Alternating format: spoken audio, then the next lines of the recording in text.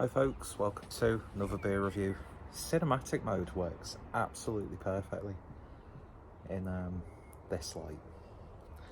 It's 26 minutes past 9 as I'm recording this. Just watered the garden. It's a beautiful, cool evening and it just feels so nice. So I thought I'd crack open, because it's Monday evening and I've already had a couple of beers, I thought I'd crack open something a little bit more sensible just to ease myself into the evening. And that's why I've got Cloudwater's My Continuous Improvement Imperial Stout. This is the 8th birthday celebration version, which is a triple chocolate, double vanilla raspberry birthday cake. So, you know, sensible on a school night. Rich, indulgent and decadent. Currently resting you on a makeshift tripod because I've lost mine, don't know where, and I've got a feeling the phone will fall and you can probably hear the wind. But anyway, so yeah, been wanting to crack this open for a little bit since I received it, kindly gifted to me by Adam, aka Mersey Beers. And yeah, I'll be going to the Liverpool Craft Beer Expo with him the weekend of recording this, although mind you I've not got any videos scheduled to be uploaded so far this week, so you'll probably see that before I go, but there's going to be a little bit of Cloudwater action on the channel. So using my Cloudwater little tasting glass because I'm sophisticated and you're not. So yeah, let's see what we get with this. Whoa. Pouring very, very nice, rich and decadent. I've had some really good entries into the My Continuous Improvement series. Oh no, it's more Persistence is Utile that I've had more of. But Cloudwater's Imperial Stouts, chef's kiss. So beer in the glass then. Looking very nice indeed when it wants to stay focused. Just look at that. Looks beautiful with the gold leaf artwork. It's like you've got coffee liqueur mixed in with a bit of coffee with that head. Pretty much jet black. I'm so paranoid that this camera's going to fall off. So let's see what we get on the nose. Okay. It's not as sweet as I thought it would be. In fact, it's like really sort of like nutty and earthy. I mean, you're getting the cacao by the bucket load in this if they've used cacao. I'd imagine if they've gone for that triple chocolate sort of thing. Doesn't specify what's in it, although I'm sure if you click on the Untappd link down below, you'll know exactly what's in it. But yeah, it's got this almost like, how do I say this without sounding, even to myself, like I'm a little bit nervous? A little bit of like a balsamic sort of vinegar going on. I think the more I touch it, the more chance it's going to fall. Sorry, Adam, but I've not got my tripod. But yeah, definitely get that sort of berry character, which I think is playing into that balsamic. Almost. It smells good. I don't know, it's an interesting aroma, not what I was expecting at all. But what's there smells interesting. We'll keep it at that. So without any further ado, let's give it a taste. Cheers, folks.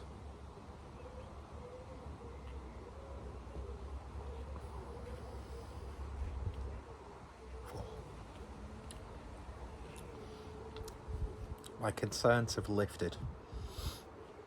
Slightly though.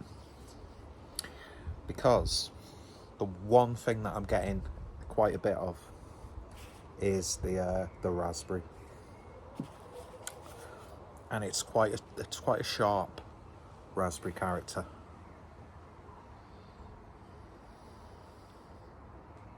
Beautiful mouthfeel. It's rich. It's not as creamy as I was expecting it to be. I think that whole perception of what a beer is going to be like is probably going to work against this one. Definitely get the chocolate in there. Has more of a chocolate gatto sort of flavour, as opposed to a chocolate birthday cake. There's almost like a smoky woodiness on the back end with this very earthy finish, I would say. Coats your mouth beautifully though. Cherry's coming out a little bit more. Well, cherry, say cherry. It's got a cherry flavour to it. Raspberry double vanilla. Not really getting too much vanilla in there, but I'm getting bags full of chocolate. I would say, as really nice and luxurious as this is, because it's got a beautiful body to it, the raspberry's just a little bit too much for my liking. And I think it could have done with maybe a little bit more sweetness.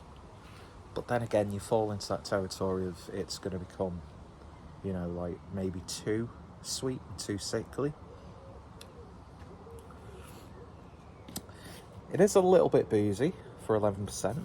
Nothing is hiding the ABV in this one. So you know, oh God, excuse me. You know you're drinking a bit more of a stronger beer.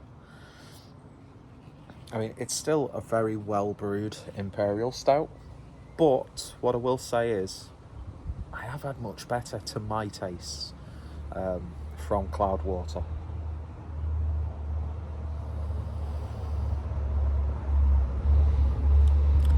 Maybe there is a little bit of a balsamic sort of tinge to it.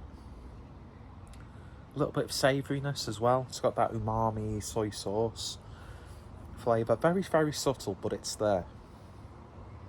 But to me, it's just the raspberry's a bit too much. It's a bit like very raspy. It's a raspy raspberry. But yeah, I don't know. It's...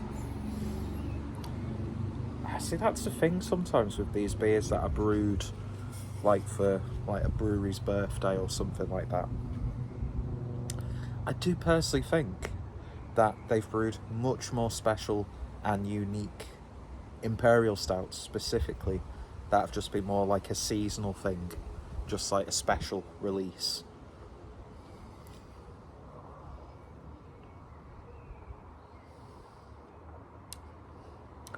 But yeah, chocolate milk texture. It is very, very nice.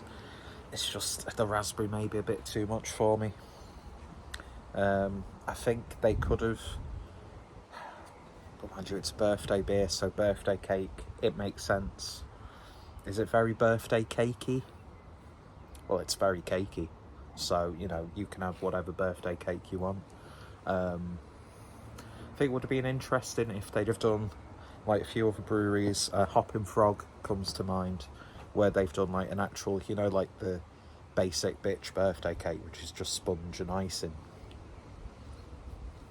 But for some reason, there's a very popular flavour in everything. Hopping Frog did that amazingly well, to the point where you actually are, you feel like you're drinking a liquidised birthday cake. So maybe going into that direction might have worked. But it sounds like I'm being very picky. Very, very picky. But no, that is, it's a lovely, lovely little beer. Well, not little. It's an imperial stout that feels like an imperial stout, even though it's got all those ingredients in there. I'm very glad that I tried it. Thank you very much to Adam for kindly gifting me this can. It's one of those ones that I had seen around, but didn't really want to pull the trigger on it. Part of me thinks maybe I am a little bit glad that I didn't, because I'm a freeloader and I'm a cheapskate and I'm a leech. Part of me thinks I'm glad that I didn't buy this beer, but I'm glad to try it. Could they potentially barrel age this? Don't know, maybe something like in a sweet liqueur sort of barrel. I don't think just because it's big imperial stout you have to barrel age it. Doesn't always work, does it, really? And I think that the barrel would probably take a little bit away from that, the decadent body, which it certainly has. But again, Cloudwater know how to brew a really good imperial stout. So the base stout itself, top notch. And I think, is it my continuous improvement the same base stout and then they just do it, or are they continuously improving it, sort of like they did with their core range? Does it evolve over time?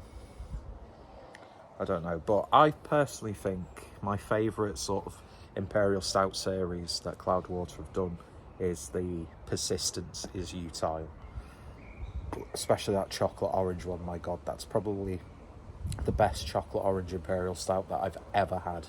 It was beautiful. You could taste the quality of the ingredients that they'd used and the adjuncts.